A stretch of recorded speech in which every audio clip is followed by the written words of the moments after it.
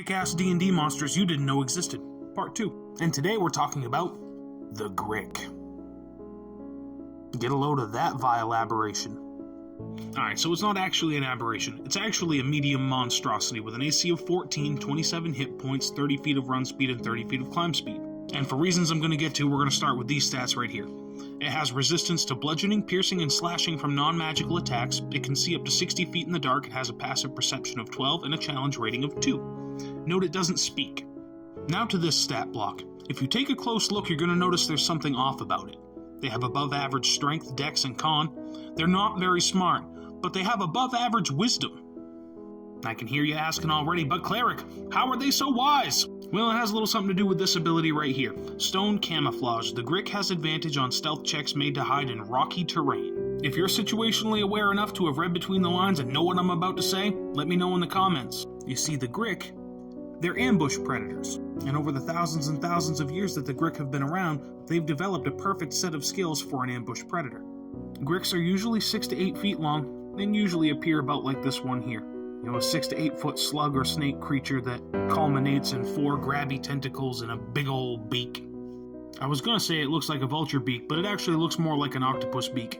And they prefer rocky underground terrain. These creatures thrive in the dark, dank underground, maybe under your city or town, or in a cave system or dungeon that you're delving.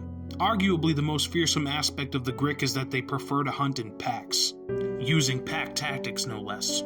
I mean it, these things will jump you in whatever number it takes to bring you down. And see, their beaks are supposed to be pretty small, so they can only take little nibbles out of their food, they can't take big chunks. So their goal as pack hunters is to knock you unconscious and drag you back to the nest.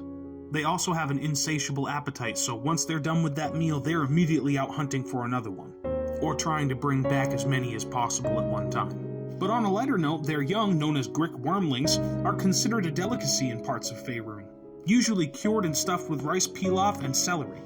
And now I can hear you asking, how can I use these in my campaign? I got you.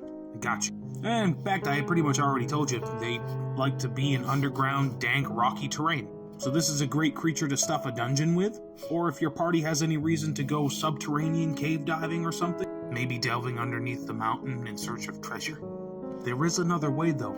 You see, Gricks can be made subservient to other aberrant races. This of course includes the infamous Mind Flayer or Elder Brain, but it also includes a much more interesting creature, the Aboleth. If you feel like I've missed anything or you have anything to add, please let me know in the comments. Don't forget to drop me a follow or a subscribe depending on which platform you're seeing this on.